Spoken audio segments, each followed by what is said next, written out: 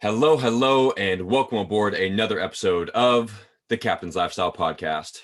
This is your captain speaking, Taylor Morgan. On today's episode, we have another special guest. His name is Mike Anderson, and I've been following Mike for a while, and I'm excited to have him on the show. He is a 25-year-old entrepreneur and co-founder of both Free99Leads and BrandBerry Unlimited. In 2020, BrandBerry was scaled to multiple six figures while spending $0 on ads, which allowed him to delegate and automate that business in order to capitalize on his strongest skill set, organic lead generation.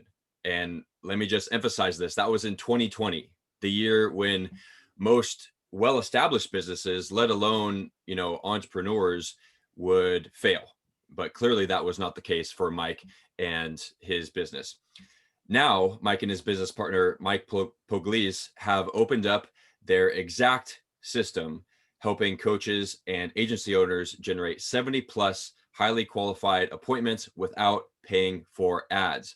Mike is also a huge advocate for personal development and started the hashtag Me vs. Me movement to empower others to win the war within themselves. Mike, welcome to the show, man. Love that, man. That was a good intro. I like that. I appreciate you, man. I appreciate you having me on. I'm excited to get into the convo with you.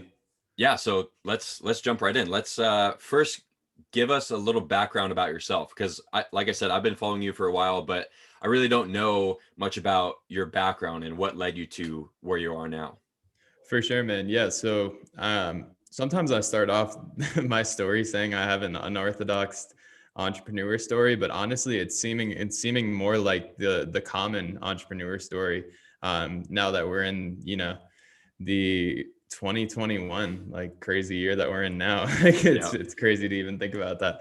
But yeah, man. So how my journey started out was in high school. Let's take it back there, because I feel like that high school really like molds a lot of stuff for us as individuals. And when I was in high school, my parents split up. My parents got divorced when I was 16. So when I was 17, I kind of started to adopt like this rebellious mentality in general towards, any authoritative figures around me. Right. So I started to get into a lot of trouble later on in high school. I got arrested when I was 17. That led to a lot of things going on with sports at the time, because I was a 3-sport athlete. So I had this kind of like whole world crashing down on me when I was like 17 and 18, because I was, facing some situations that I wasn't in the best position at all. I had gotten arrested, suspended from sports teams, and no colleges wanted me anymore because of that. Right. So like all these colleges that I had been speaking to about, I didn't even know which one I wanted to play. I had offers for all 3 sports that I played: basketball, football, and baseball. So I got to this point where, I was kind of like feeling like the whole world was against me, right? I think a lot of people get into that mentality when things just aren't going your way. So kind of skip forward a little bit. I didn't go to college because I kind of lost all my offers, and I frankly didn't. Honestly, my senior year, I was just like, F it, basically. So I kind of just like bare minimum to graduate, right? I was just never a school dude. Even back in the day, like it was just never something that really resonated with me. I had a hard time in the classroom in general. Like if I really applied, I could always do well, but I had a hard time with focus. So, which is interesting now because productivity is like my number one thing. But anyway, I didn't go to college. Kind of stepped into the full-time, dead end job life of working in kitchens. So that was kind of my first thing. I was like a waiter, bartender, cook, headline cook, like everything you can think about within a kitchen, dishwasher, really anything. For literally after high school, I just dove right into full time. So the reason why I kind of tell that background story is because I think that's what ultimately triggered my entrepreneurial spirit, was the fact that I jumped into full-time work so fast. Like a lot of people, they don't really start thinking about business ventures until they hit like their 30s, where, they went through the past 5 years of working full-time and now they're sick of it. Whereas with me, since I jumped in right when I was 17, I experienced that really fast. Like by the time I was 20 or 21, I got to the point where I was like, dude, how long am I going to be working in kitchens? Like, I can't do this anymore, But anyway, through that experience, like I said, I was working in kitchens, got in trouble a few more times because I stayed home. I stayed where I was from, which I always encourage people to move, get out of your hometown in order to grow. It's like one of the most rewarding things you can do. But yeah, man. So skip forward to when I was 21, I moved to New Jersey, outside of New York City with my girlfriend. Me and my girlfriend had only been dating for like 2 months at the time. We were just like, let's do it. Let's just try it out, see what happens. We moved to outside of New York City just to pursue something new. Best decision I ever made. It broadened my perspective. I was around, like New York City, right? There's like, that's all you got to say. Amazing city, like so much energy. And that completely shifted my mindset to start to realize that there was more out there. Like I started to have this type of mindset where when I took the train into the city, I started to look at the buildings and be like, dude, like these buildings are billions and billions of dollars. But like I started to have this more of abundance mindset, because when we were growing up, we're not accustomed to abundance mindset at all. Like even if you grow up in a wealthy family, I don't even think you are accustomed to abundance mindset. So that was a huge catalyst for my growth, was moving to New York City. Now, the interesting thing with that move is I actually moved there being an artist. So I was making music at the time, pursuing being an artist. So I moved to New York City to pursue that passion. So I've always kind of had this drive within me that I didn't want to conform to like a normal lifestyle. So I was making music, which is still a passion of mine. Like I still play guitar and whatnot, but in the past, that was like my main thing. So throughout that journey, I started to learn how to brand myself as an artist, because that was like the most important thing for being an artist in this age, is branding yourself and marketing yourself. So I started to learn how to do that. I started to grow a little bit of an Instagram following. And through that experience, I had a bunch of artists who reached out to me and were like, hey, dude, like you've grown a lot since you've moved to New Jersey. Like, how are you doing it? How are you doing the marketing? And then that's when I started to step into, oh, cool, I can actually do this for other people. So that was kind of my step into business, was actually me being an artist, realizing that I could do the same thing that I did for myself for other people. And it just started to kind of tack on from there, dude. Like, honestly, one of the most interesting things with me is like, was the shift from working with music artists to business owners, right? Because when I started off, I was just working with artists.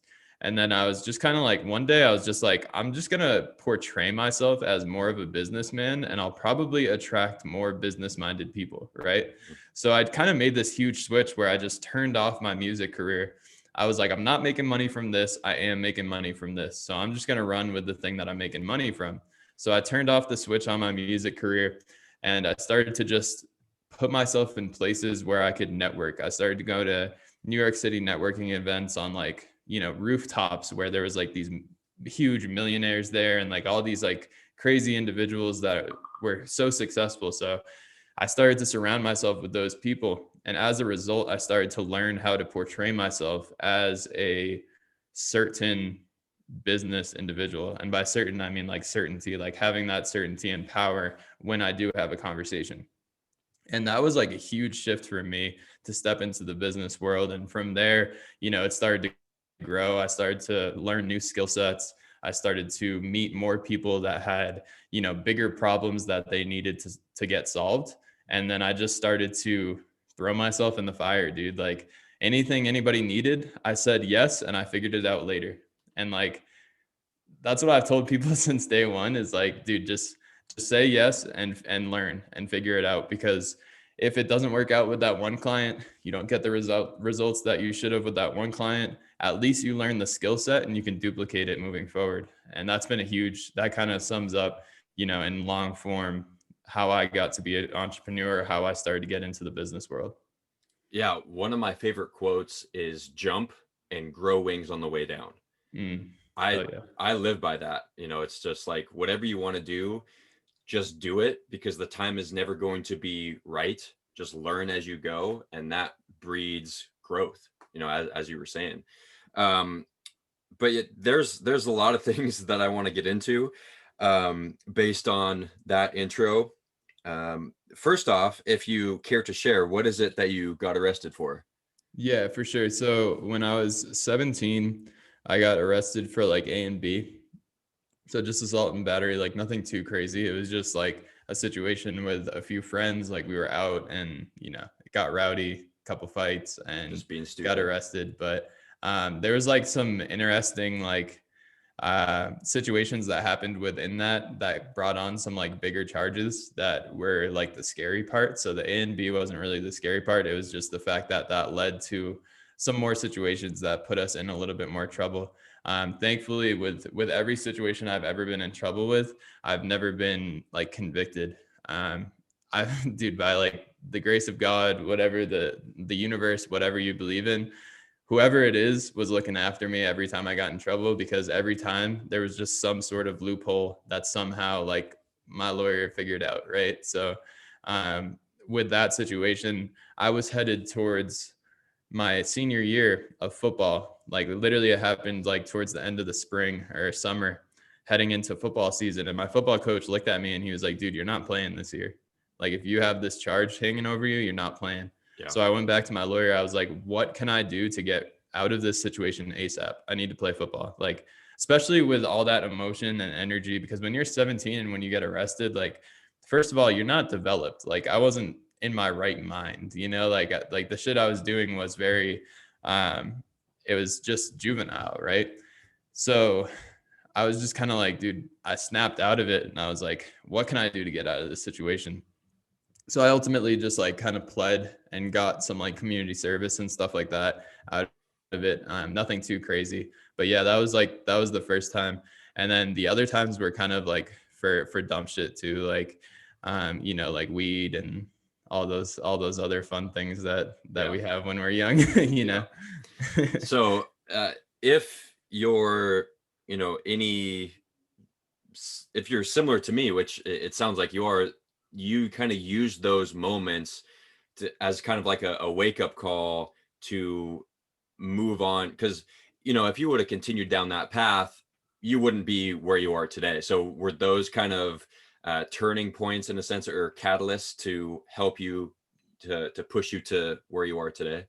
100%. Yeah, like there's a few catalysts. I think we all have a few catalysts like as we grow, and there's like that different stage where it's like a catalyst that leads to a new level. When I was 17, like it definitely wasn't a catalyst. It was honestly like almost a contributor for me to be worse. Like Yeah. I kind of took on the persona, you know. Like I said, dude, like I think ultimately, when we're young and we're lost, we're more susceptible for that happening. And then, like what catalyst comes to mind in relation to getting arrested was the last time I got arrested, which I had like some drugs on me at the time. I was put in a bad position, and it was like something that actually wasn't really related to me. I was just in the car at the same time as like these individuals, and unfortunately, when I got arrested again, I had some really serious charges hanging over me. And the reason why I think about this is because there's two situations that were like catalysts in that moment.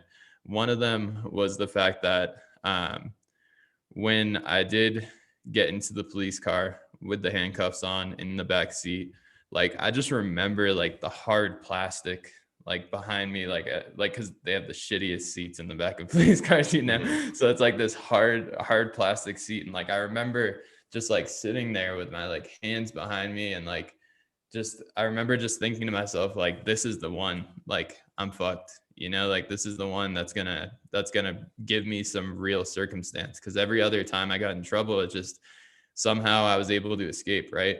So I remember that moment just sitting there and being like, I remember just like flashes, because I didn't come from a bad family, dude. Like my mom's the best mom in the world. Like a lot of my decisions were just me being reckless, like me being young and dumb. So I had just like these experiences of just like flashes of like seeing my childhood and seeing all these things and having it lead up to this moment. And I was like, fuck, dude, like, where did I go wrong? Like, why did I get into this lifestyle? Why did I pursue this? And that was a huge catalyst for me, because I still like, even like speaking about it, I can feel like certain emotions and certain things from that moment, because it's one of those things that it'll never escape my mind, that feeling. So, and then there was a second catalyst to that situation, because when we went to arraignment for that situation, the whoever read the report. I forget who it is, but it's been a while since I've gotten arrested, thank God. Yeah. But but they were reading the report, and then the judge just stood up there and he said, like, he stopped him mid-sentence and he was like, I haven't heard a reason for them to be pulled over yet. And then they went on a little bit, some back and forth, and then the judge said, like, I'm sorry, but this is a wrongful stop. This case can't hold up in court. Wow. And on arraignment, they got rid of all charges.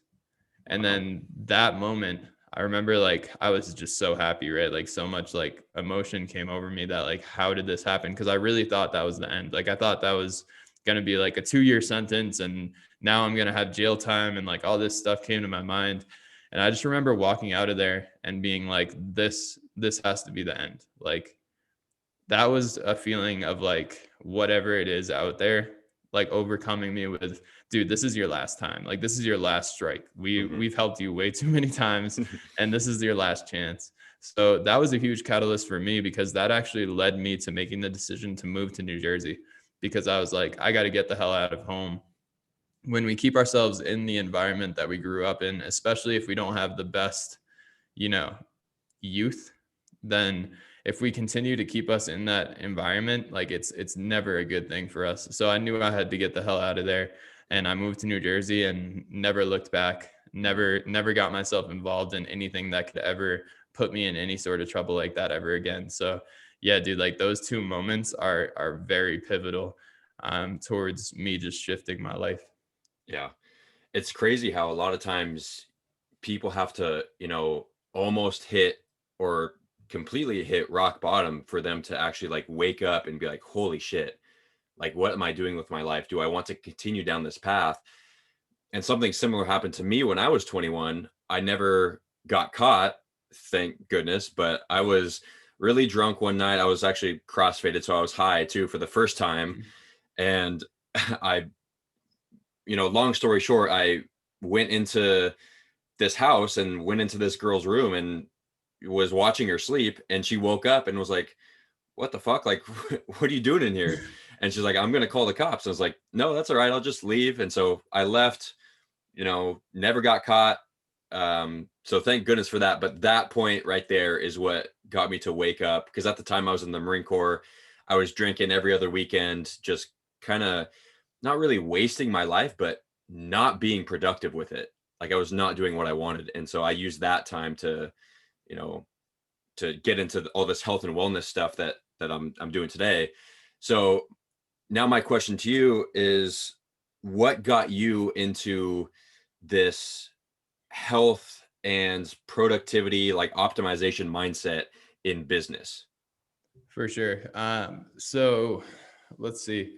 I would say it's honestly hasn't been that long. I feel like it's probably looked longer on my social media, because I've probably been practicing things like a morning routine and like ways to like optimize my day for since I started in business, probably the past 2 to 3 years or whatever.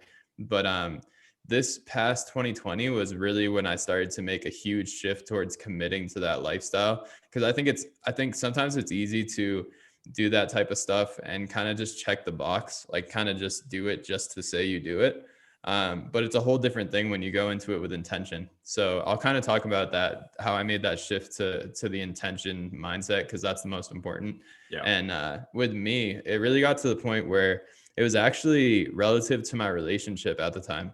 So when me and my girlfriend had moved out to Denver in May of 2020, I was really pursuing our business hard, so focused on the business that I was pretty much putting every other area of my life aside, including her. So that got us to like a really pivotal point where it was like, all right, I need to make a change.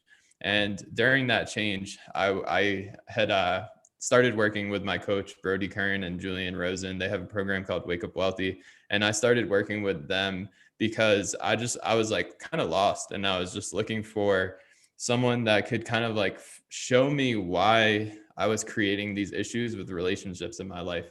I didn't realize how all in I was on the business and how much I was pushing everything else aside.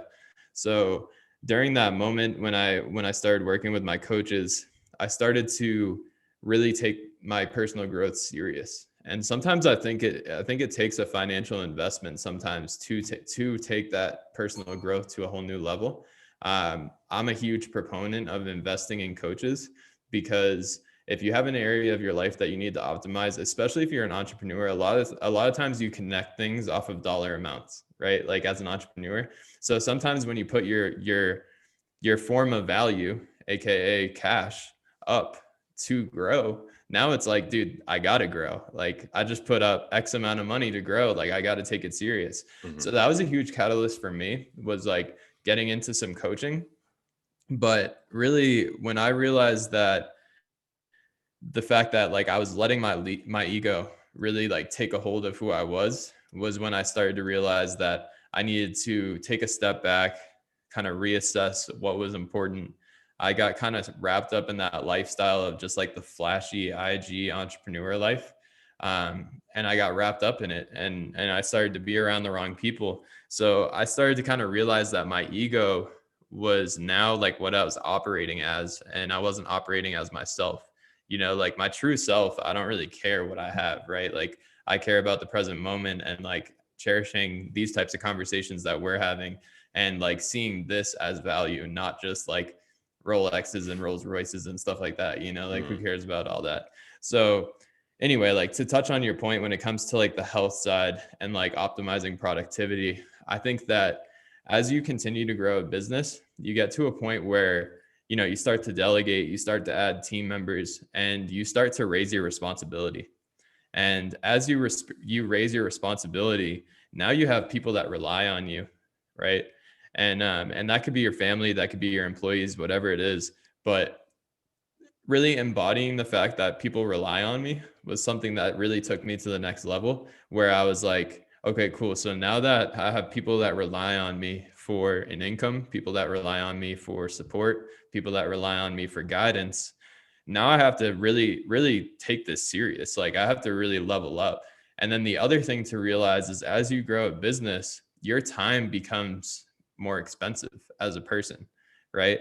So I started to realize that every single moment that I wasted on the day was actually a dollar amount that was coming out of my bank account, right? Like I said, as an entrepreneur, sometimes I think in that monetary way. So for me to start to see like, dude, I just spent 10 minutes scrolling on my phone, that just costed me X amount of money. That putting those two things together was like, I need to dial my shit in. And then that's when I just started to dive into really everything. I think, when it comes to physical fitness, I'm not like the best when it comes to physical fitness. I'm not going to lie. I'm not like the craziest fitness dude that like cranks out these like marathons and shit. But what it comes down to it's so important every single day, in my opinion, to push yourself. And physical fitness is one of the most important ways to do that, because when you hit that wall of resistance in a workout, and then you learn to work through that resistance, there's so much power that translates to your day to day, right? One of the biggest things I learned in my come up is that resistance is where the work is. So when we feel resistance towards a certain thing, it likely means that we have to do it. So if you wake up and you're like, oh, like this workout, like, fuck, man, it's leg day. Like that's resistance. That's not you. Like you genuinely want to be an optimized human being. You want to be better. You want to get better. But the resistance is allowing you to sit on the couch and, watch Netflix, right? So if you power through that resistance, if you really break that wall that's holding you back, dude, on the other side is confidence. On the other side is certainty. On the other side is power. And those three things combined will translate to every area of your life, and especially business. So the more that you push yourself when it comes to the physical side, when it comes to meditation practices, when it comes to whatever you dive into, the resistance is where the work is. I had times with my meditations where I got to this point, just to kind of like bring everything to every area of the life of who we are. But with meditation, I got to this point where I couldn't go past like 15 minutes, right? I had all this resistance, like, dude, you're wasting time. You're wasting time. You're losing money. I had all these thoughts that popped up. And it wasn't until I realized that the true purpose of meditation it's not that you don't have those thoughts that cloud your mind. It's about getting rid of them when they do cloud your mind, right? So as soon as I fought through that resistance, I was able to meditate 30 minutes, 40 minutes, and I've even gone to an hour now, as has been my longest meditation. And yeah, dude, like I just truly believe that resistance is where the work is, and you have to be pushing yourself with mind, body, spirit, and business past the resistance in order to become the best version of yourself. Yeah, I second that. Anytime something comes up to where it's like, oh fuck, I really don't want to do this, it's like that's how you have to go do that thing. Like that is the thing that you don't want to do is probably the thing that is holding you back from growth. And so if you go do that thing, that will bring you closer to whatever it is that your goals are. Exactly. And that's like winning the war within ourselves, right? Is that something that you talk about often? Yeah, to bring it all back, like that's the whole point of the me versus me movement. I truly believe that we don't have limitations, we don't have circumstances, we don't have um, these types of things that we allow ourselves to accept. We have us and versus us, right? We have us versus our egos. That's how I like to explain it, because a lot of people think of ego as just like this really cocky form of ourselves, but the ego is actually anything that's trying to keep us safe. Mm, So anytime that resistance comes up, that's your ego speaking. Anytime that uh, you are about to make an investment and then the ego starts popping up, oh, that's a lot of money. Oh, I don't know if I'm going to get an ROI. Oh my mm, God. Like we all have those clients that ask like 10,000 questions. Like, dude, that's their ego. That's not them. If they're on the phone call for the closing call, they want to buy it. It's just their ego is they're allowing their ego to come through and give all these other excuses. So, yeah, man, like winning the war within yourself is understanding that there's two voices that go on in your head. It's your ego and you, right? And differentiating the two in order to choose the decision that serves you most. mhm. And yeah, man, like I'm a huge proponent of morning routines. So the me versus me movement that we built, winning the war within yourself, it's essentially, just hitting your routines and holding the commitments to yourself. I believe that one of the most important ways to build confidence is holding the commitments that you make with yourself. And that's what cultivates confidence, is like, do the shit that you're going to do, that you say you're going to do. Right. And I almost write that down every morning. Like I have this gratitude journal that I use, and it's a few different things that you're grateful for. And then the next line is like, what are 5 things that would make today great? And the first line I write every day is, do the shit that I say I'm going to do. Because words are cool, right? Like we use them to communicate, but they don't mean shit at the end of the day if we don't follow through with the shit that we say we're going to do. So every day I live by those 2 things, like win the war within myself and do the shit that I say I'm going to do. 100%. I just posted on Instagram today. I was interviewed, and one of the questions was like, "What's your definition of success?"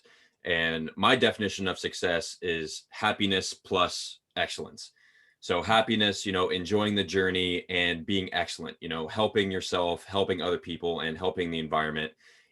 Making a positive impact and being happy while doing it. I think that's success. I don't think it has anything to do with money, but if you do those things, usually money comes along with it.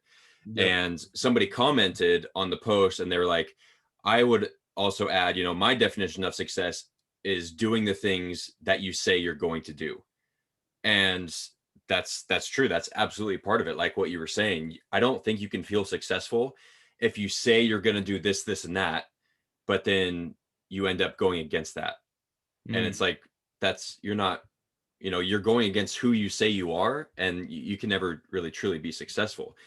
And so I want to circle back to when you made the switch from being an artist, or yeah, trying to become an artist and making money that way, to being more business minded.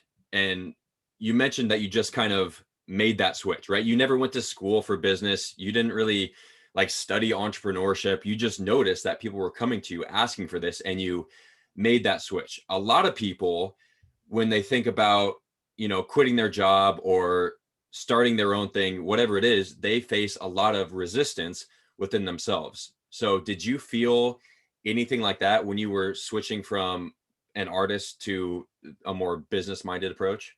100%. Yeah. I mean, I think I'd be lying to you if I ever said that I don't feel resistance towards everything I do on a Mhm. day-to-day basis. Like meditation, I still feel resistance. Working out, I still feel resistance. Waking up at 5 a.m., I still feel resistance.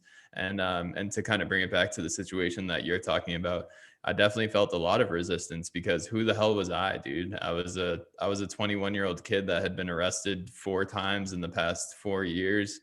People saw me and identified me as, the kid that was supposed to play D1 sports that got arrested and fucked up his life. Like, frankly, you know what I mean? That's how a lot of people viewed me at the time. Completely different now, and like that's what happens is I try and tell people that um, no one will see your vision the way that you see it. That's why it's yours. Like, I have times where me and my girlfriend will be on the mountains and like she'll be like, "Whoa, look at that house over there," because we're in Denver and like we see a house in the mountains, and I'm like, there's so much mountain that I'm like, what house are you pointing at? Like, I can't see her vision because I don't have her vision, right? No matter how much she says, like, over to the left, over to the right, I'm like, I don't know, like I don't know what you're talking about, right? So your vision is yours to see, and that's something I had to really adopt when I got started because I had so much like negative attention when it came to that transition.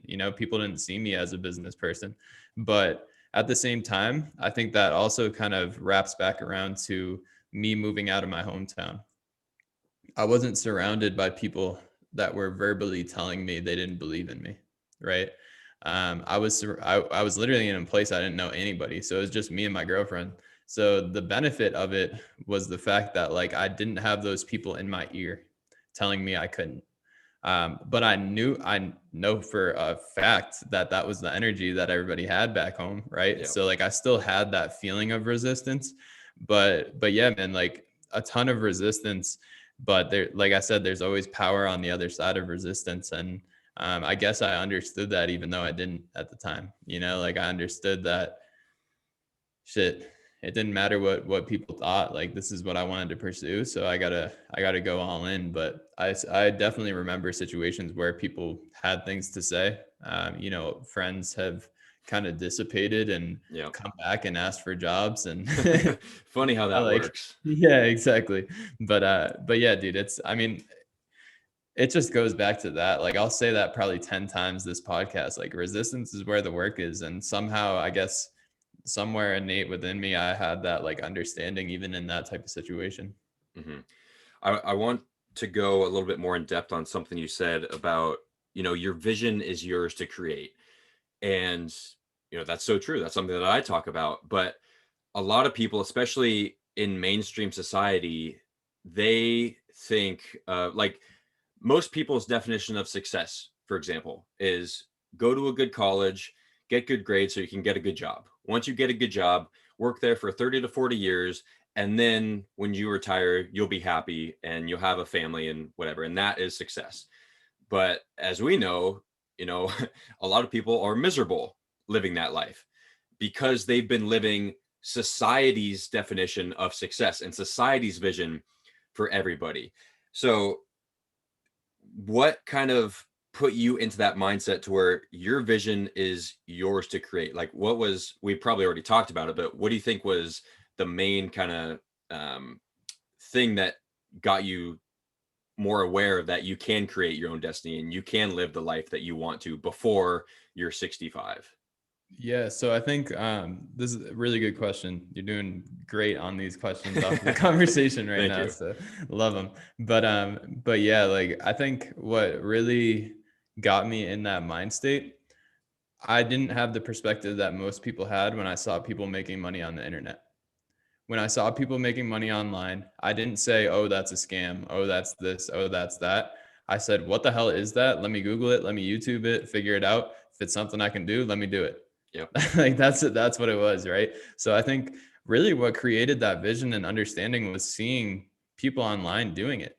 And I think that's the power that we have in this century and like in this time and age is like you can either take all the like, for sure there's facades on the internet, like don't get me wrong, but you can either take all that stuff as like a negative and create a bad relationship around money, or you can take that and you can be like, if he can do it, I can do it.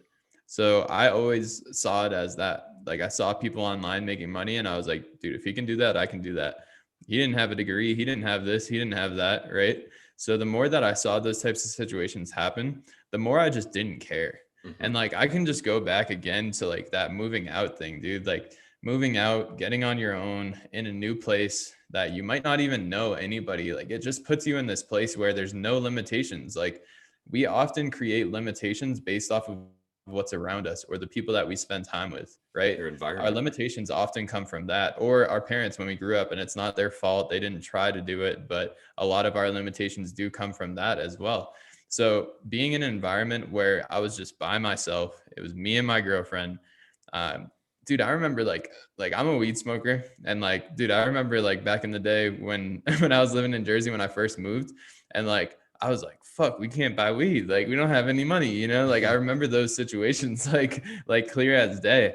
And that just kind of like drove me to be like, I can't live like this, dude. Like I can't work and to go back to that too. Like I was working some shitty jobs. Like I was working in hot ass kitchens, you know, like 110-degree like kitchens in the summertime. And I was just like consistently every day, like, dude, I cannot do this. Like, there's no way that this is going to be my life. And then that just led to me seeing stuff online and being like, if he can do it, I can do it. So Yeah. yeah, those things combined definitely got me to the point where I was like, let me create my own life. And, you know, we only have one shot, dude. Yeah. Like we might as well Make use of it. And I think that mindset that you were mentioning that most people have when they see people online making money, that like, oh, that's a scam, like that can't be real. I think that goes back to what you mentioned at the beginning of the abundance mindset and not being taught financial literacy. Like Mm, that is not taught in schools. Nobody's talking about this unless, you grow up with somebody who read like Rich Dad Poor Dad, for example, and understands there's this whole other side of economics than what we're taught in school, which is basically nothing. yeah. Um, and similar to that, well, first to stay on that point, you mentioned how to, or at least how to start getting away from that mindset is switching the frame to that must be a scam to let me learn about that, see how they do that, and see if it can be done. Because if they're doing it, obviously there are some scams out there, but um, if you do a little research, see if it can be done. If this person can do it, then you can do it. So just making that little switch there. But then something that's also not taught is like the health and optimization realm. Mm, Like doctors, for example, like most doctors, I should say, their definition of health is simply the absence of disease or illness. But as we know, you can not have any sort of disease yet and not be optimized, not even close. yeah. So, and then that takes me back to the me versus me movement. You said that part of that is incorporating a morning routine, Yes. correct? What Yep. what are some of those things in the morning routine that you suggest people follow?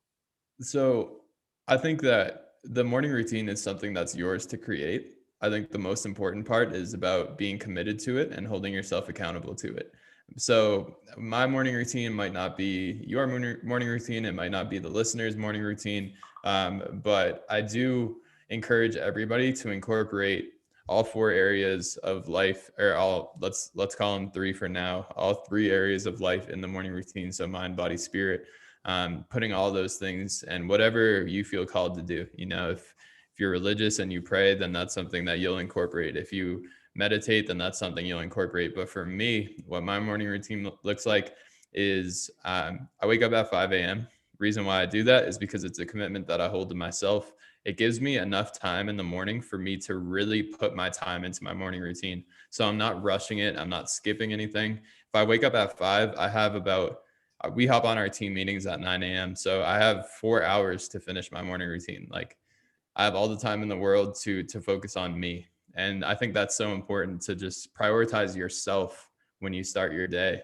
So I wake up at 5. I take my dog for a walk right away. I think it's super important to move your body like first thing in the morning, get the juices flowing. Like from a you definitely know more than me when it comes to like to body optimization, but definitely like the physiological aspects of moving your body first thing in the morning are important. So I take my dog for a walk. I drink brain tea, which is a Jim Quick thing. If you've ever read Limitless, he has like it's turmeric, ginger, green tea, lemon, and black pepper. So I drink that. I don't drink coffee anymore. I cut coffee out of my daily. I don't really know why, but it's felt pretty good ever since. So I don't drink coffee. I take my dog for a walk, drink that tea, come back home, and I'll bang out some push-ups just to like get the blood flowing a little bit more. And then once I really feel like a little bit of resistance within that, that's when I hop into meditation, because I find that like when my blood's like pumping, I can really feel every aspect of my meditation. I do a lot in the morning. I feel like this is gonna be long, but then I hop into Wim Hof, the Wim Hof method, which is a breathing technique, super valuable. And it's been huge for me as far as just like getting centered and getting like ready for the day. I do a little bit of like yoga stretching practice, read 10 pages, and then I go into a workout. So that's kind of how my morning routine goes. I try and make sure I don't hop on my phone for the first hour of the day. Sometimes I miss with that because it's so easy to look at your phone when when you're doing all this stuff. But yeah, that's what my morning routine looks like. I have education in there, I have spirit in there, and I have moving my body. And then my workout is at the end of all that. Also, I do cold showers. Cold showers have been a big thing for me. To just like one of my coaches explains it as it just brings the real you out, like when you crank that shit down and you get hit with ice cold water, like it almost just feels like something jumps from your back to your front, like it's like your soul, like it's just like, okay, I'm awake. So that's been huge for me too. I do that after my workout. I'll get an hour workout in, then I come back to my apartment, hop in the shower, hit the cold water, and then I'm ready for my day. So I'm like alive here. And by 9 a.m. I have, all this stuff done. I have more done than like 90% of people in the world do by 9 a.m., and that's so empowering for me to even think about. Even like the early wake up times have been like a powerful thing for me, because it's just like, cool, I'm up, like it's dark. Like I look out, I live right in downtown Denver. I look out of my apartment, there's no cars at 5 a.m. Like that feeling is just a feeling of cool, I'm peaceful and I'm here with myself. And yeah, dude, morning routine is like, I'll preach it every day and to anybody I speak with, because it's been a huge catalyst in my growth for sure. Yeah. I say the same exact thing, and that's awesome that you have such a long morning routine. I'm similar. And every single high performer that I talk with has an in-depth morning ritual. And you're just reaffirming that, and you hit basically every single point that I teach in my program. I like to call it the cages morning ritual. So it stands for cold exposure, affirmations, growth, exercise, and sunlight. So you hit the cold exposure with the cold showers. Affirmations, that could be meditation. I tell my clients to read their mission statement, their core values, their I am statements, goals, all that type of stuff. And then growth is any type of learning. So you do that by reading 10 pages. Exercise, you hit that with the dog walk, that can count. The push-ups when you get back, and then the full longer workout.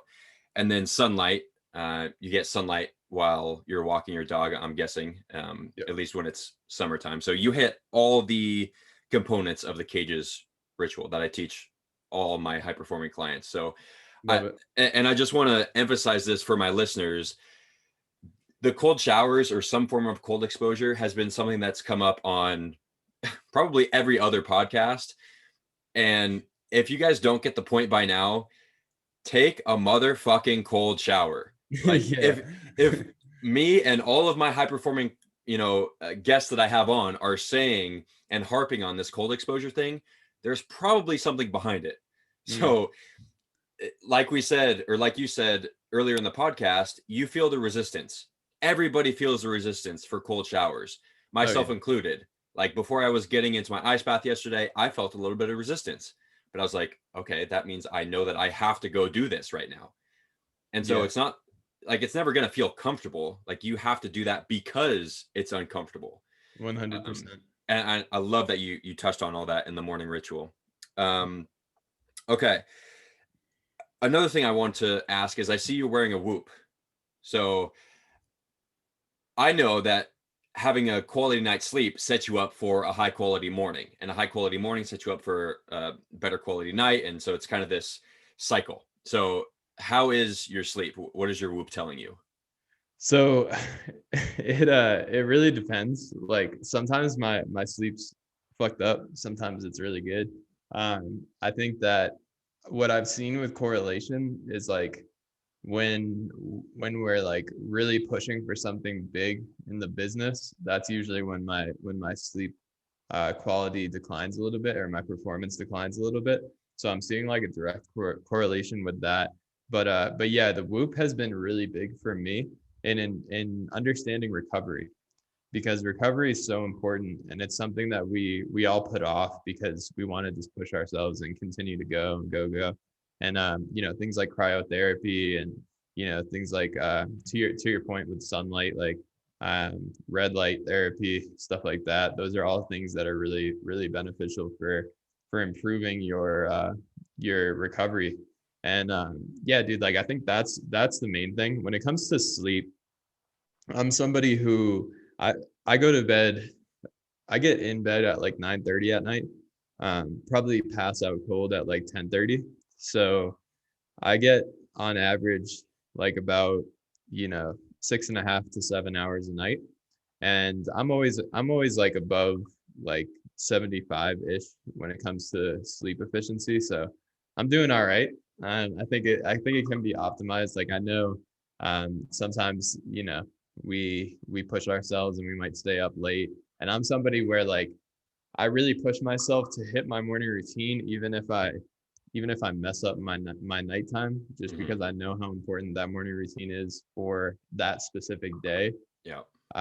So yeah, man, like that's something that I'm actually looking into a lot more, and that's why I got the Whoop, and that's why that's been a huge part of my journey, is just continuing to optimize everything, dude. Like I really believe that, to your point earlier where you mentioned like the definition of success, and I just think the definition of success is like pushing society forward, like in some way, shape, or form.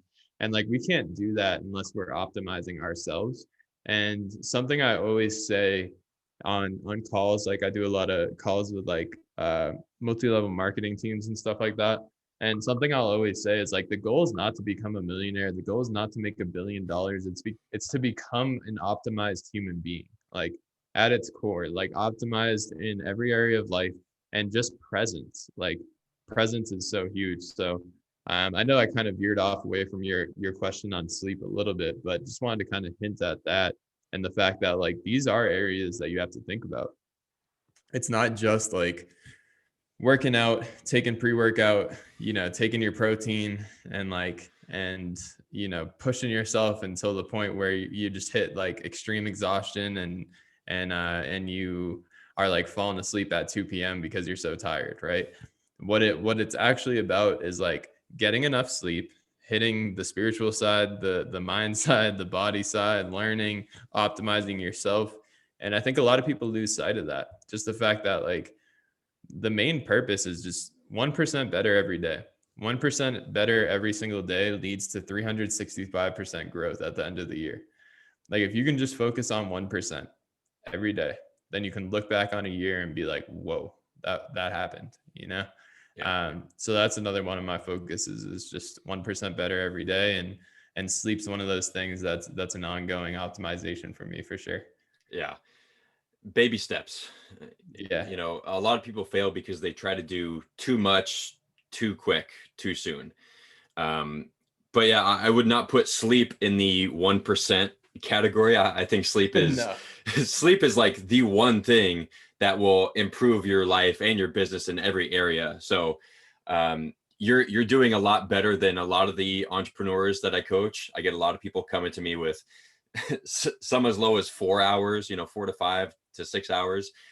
So you're at least aware of that and actively seeking improvement, which is the first step, is awareness, and then actively seeking to get better. Because like I say all the time, sleep is probably the most important area to optimize everything health related, but in terms of business specifically, to optimize your productivity and your energy levels throughout the day to obviously increase sales. So yeah, I'd be happy to help you, offline, send you all my sleep resources to help you get better. Cause I mean, you've got the mindset stuff, the meditation, the exercise, the rituals, you've got all that dialed in.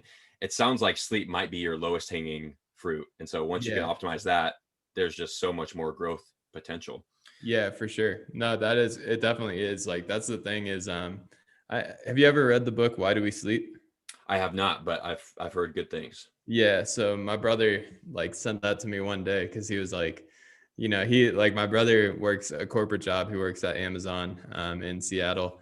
And he sent me that one day randomly in the mail. He was like, I see you waking up at 5 a.m. Read this book. And I'm like, I have resistance towards that book. So I think I got to read that book. Yeah. That's so yeah, dude, 100%. I think, like I said, that recovery has been so huge, like to pay attention to that. I think sometimes we have this like innate like drive to like see a low recovery on Whoop and be like, no, fuck that. I'm still gonna go hard, like you have that type of drive. But I've started to like really just emphasize that when I'm low on my recovery score, it means that I have to give my body some time. And I think that that's something that we can all learn from as high performers, because frankly, like we're consistently pushing ourselves in every area of life. Sometimes my mind doesn't stop until 9:30 when I lay in bed, like I'm consistently thinking about new ideas. Like, I mean, I have team members on literally every single time zone, it feels like. So I have like my business is running 24/7. So sometimes I feel like I'm running 24/7. And sleep, you know, cold therapy, those are all ways for us to like recenter and recover for the next day. But yeah, man, I one thing I started to do too every now and then, I haven't done it, like it's not a daily ritual, but is going out to the mountains out here and doing Wim Hof in the mountains. Mm, That's been so dope. yeah. Nothing like too crazy. I'm not like him where I go out in like sandals and shorts and call it a day.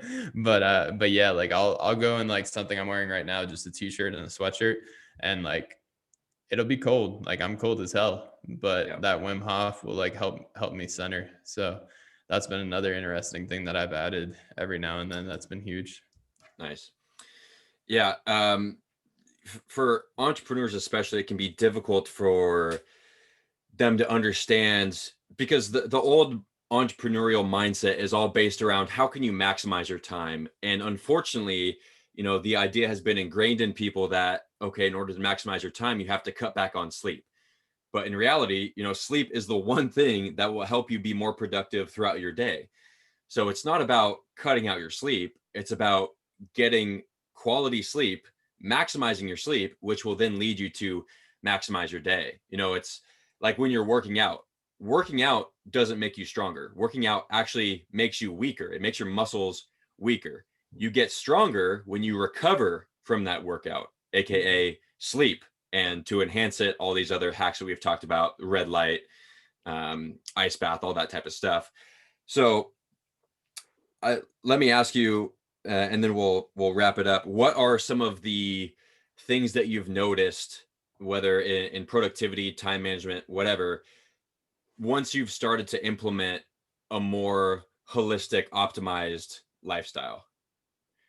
My task list levels are like insane right now. Like the amount of tasks that I can get done in one day is like pretty crazy compared to what I used to do. Um, and I think that just all comes down to like what I'm doing on a day-to-day basis. I'm putting myself in a position to succeed. People don't put themselves in positions to succeed. They put themselves in positions to not succeed, like to fail. And for me, my productivity is so important because I like to operate with speed. Like I think success loves speed. And in order for me to be pushing my business and whatnot, I just need to continuously get to the point where I can be the most productive I can be, you know? And all these routines have just gotten me to the point where, first of all, confidence levels, like if you were talking to me 2 years ago, you're not talking to the same person. Like my confidence was really low at one point. Like I was losing deals because of it, like I wasn't getting business because of it, because I wasn't holding commitments with myself. So I wasn't creating that confidence, So yeah, man, like I think confidence levels, like certainty levels and productivity levels have just skyrocketed. Like my task list and what I can get done, something that used to take me 45 minutes takes me like 5 minutes now, like it's like, and my level of shit, I have to get this done to getting it done is like that. Like if something pops into my mind, it's not like, oh, I'll do that tomorrow. Mm-hmm. It's like, let me get it done now. It has to be done. Like just get it done, get it out of the way. So I think all that just comes from the fact that I'm holding my commitments with myself. So when I think about something, I do it, Yeah. So all that being said, I like to differentiate busy from productive. Like a lot of people are busy and they put, being busy on a pedestal, like, look how much I'm getting done. But a lot of that work isn't actually meaningful. Like you're doing a whole lot of nothing. You're not actually being productive. So it sounds like you're busy and productive, which is good. And you're productive because you're spending all this time on optimizing yourself, making sure you feel good, you have good energy levels to then manage your time and be more productive. So what would you say to those entrepreneurs out there who are grinding, like they're so busy, they wear it as a badge of honor, and they say they don't have time to focus on themselves with a morning ritual or to work out or to eat healthy, to get better sleep, whatever it is? What do you say to the I don't have time excuse? Let go of control. That's probably the biggest thing, is like so many people hold themselves back because they feel like they have to control everything. Like every part of their business, they have to have a hand in, and they have to, everything has to have approval. Everybody has to come to them for a yes or no answer. Like the biggest thing that has put me in a position to prioritize myself has been delegation, like giving tasks that aren't worth my time to people who are frankly willing to do it for X amount of money. You know what I mean? Like if I, for instance, like I'm a lead gen consultant, and lead generation is a huge passion of mine, but I hate doing it myself. Like, so I have a whole team that does it for me, So like, I just started to understand that my time was like more valuable spent optimizing myself, because the more that I optimize myself, the more my business grows. Right. So if I can delegate stuff that might be a little bit more low level than like what I should be focusing on, then I focus on delegation, and that gives me the time to focus on myself. I'm also somebody who really believes in the Pomodoro method, which is a 25-minute work block with a 5-minute break, and using that as Pomodoros for your tasks. And that's something that's been huge for me too, because on productivity levels, for instance, like right after we get off this podcast, I'm kind of probably going to drop on the ground and WeWork and bang out some push-ups for 5 minutes. That's just, it'll get the blood flowing and I'll be back in it. Yeah. So 5 minutes off and I'm right back. And yeah, man, like I think to entrepreneurs out there that are feeling like they just don't have the time to optimize themselves, first of all, it's a lie. Like we have the same 24 hours that Jeff Bezos and Elon does. And I think about that all the time. Like, I just think about the fact that like, how are these dudes doing such hugely powerful things with the same time that I have? And it's not by cutting their sleep. Both of them have quotes. Well, actually, I'm not so sure about Elon, but I know Jeff Bezos for a fact has said something about, his productivity. He feels his productivity and his energy is much better on 8 hours of sleep. So it's not like they're sacrificing their sleep to do that. No, exactly. And what they're doing is they're delegating, Jeff just stepped down as CEO of Amazon, and like, that's delegation. Like a lot of people saw that as like a loss. Like I saw a couple of people post, like almost repost and be like, oh, like what happened? Like, is Elon's the richest guy in the world now, and now Jeff's like dropping out? Like, no, dude, he leveled up. Yeah. He said, fuck this, I'm out. Like I'll just own the company and not run it. So like, that's the thing, is delegation, man. Like anything that is something, and I'm talking like other things too, like laundry, like, like, like Mowing your cleaning, lawn, mowing your lawn. Yeah. getting a Like, meal prep service, all that man, type of like stuff. when you get to the point where your time is super, like, first of all of our time is super valuable, don't get me wrong, but like as you continue to grow a business and you realize that like your time is super valuable from a business aspect, it's like I can't spend time doing that stuff. And if I have to put some resources, aka money, towards like freeing up more time, then I'm down for that. So I think entrepreneurs that are just, they just have a hard time letting go of control, and I've been there. But the more that you let go of control within your business and within your life, the more that, and I don't mean like lose control of your life, but just kind of like take a hands-off approach as far as, the end is secure. I'm headed towards this goal. I'm pushing towards this goal and optimizing myself. And anything that just isn't worth my time, I'm going to delegate somewhere else. That'll put you in a place where if you can gain back 2 hours a day, that's enough time to optimize yourself. That's huge. If you can, an hour, Yeah. 30 minutes, like doesn't take a full day, like that's the thing, is the reason why I wake up at 5 and I have 4 hours is just because I like it, like it's always up to you what you want to do. And frankly, like I got a puppy, he annoys the hell out of me in the morning. So like my mornings kind of get stretched out sometimes. So yeah, man, like if you're an entrepreneur out there, you just got to let go of control, allow yourself to delegate, put trust in your team members that they'll handle their jobs, and focus on yourself. Because the more you optimize yourself, the more your business will grow. Yeah, 100%. I just released a podcast like 2 weeks ago talking about like the formula that you should consider anytime you're investing in something, hiring a new coach, hiring an employee to delegate tasks, buying an ice bath, sauna, whatever it is. The formula is first determine your goals and who you want to be, what you want to be in life, all that stuff. Once you understand your goals, then define the problems or the obstacles that are holding you back from achieving those goals. And then anytime a new product or service comes up that you're thinking about investing in, instead of thinking about the monetary cost of that, think, okay, what is the problem that this solves? If the product or service solves one of the problems that is holding you back from reaching your goal, then it shouldn't matter what the monetary price of it is, because it's bringing you so much value. Like, for example, if hiring an employee by delegating saves you time, what are you able to do with that extra time? Like, it doesn't matter what the cost of it is. You'll have all this extra time to go do whatever you want. So the value is more than your monetary investment. The value is what you're getting from that.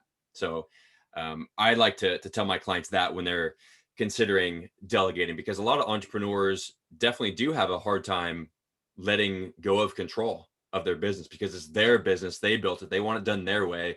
But as you said, once you learn to let go of control and outsource all these different things, you start to live the life that you got into entrepreneurship for. You get this freedom, you get all this extra time, and you make more money. So 100%. No, man, yeah. like that's the whole point, bro. Like we're not supposed to build businesses just to like grind our asses off forever, And Yeah. frankly, like I've gotten to kind of like the mindset too, where I mean, I'd rather be making less money and not have to do a lot of work than doing all this work to make X amount of money, like, so I'm all about delegation, dude. Delegation is like my number one thing to just gaining back my time. We even have like an email sales campaign that goes out that the subject title is like, I like to hike with my extra 3 hours a day. How about you? And Perfect. like, that's the thing, man, is like, that's what I do, 2 to 4 my time every day. Me and my girlfriend have it blocked out. We go hit a hike midday to kind of have that midday break before we get back into work for a few more hours. And yeah, bro, like I wouldn't be able to do that if it wasn't for that. So definitely, I like the formula that you mentioned too. That's dope. Mm-hmm. Yeah, I'm reading 4 Hour Work Week right now by Tim Ferriss, and it's a lot of the stuff that we've been talking about the whole podcast. Lifestyle design. The goal is not to have $1 million. The goal is to live the lifestyle of what you think a millionaire lifestyle is. And a lot of times that doesn't require the actual $1 million. as you've said, once you learn to outsource and delegate all this stuff and focus more on your time, you can live the millionaire's lifestyle before you have $1 million. It's not about, buying all these expensive things and the Rolexes, like you mentioned. It's not about that. It's about using your time for how you want to use it. So 100%. that's it, man. That's the point of entrepreneurship. Well, Mike, this conversation has been phenomenal. I think that, my listeners are definitely going to get extreme value out of this. Everything you're saying is gold, and clearly you're doing something right with Free 99 Leads is the product of your hard work, and not hard work, because you take time for yourself. So Exactly. you want to tell people where they can find you and learn more about what you do? Yeah. So probably easiest way to find me is on Instagram. So the easiest way to find me is on Instagram. You can contact me at Mike J. Anderson, at Mike J. Anderson. And that's probably the easiest way. Get in touch with me for anything. I'm always open to chatting with people. So feel free to reach out, and I'll catch you guys on there. Awesome. Well, thanks, Mike. Thanks for coming on the show. And don't forget, live the captain's lifestyle. Peace.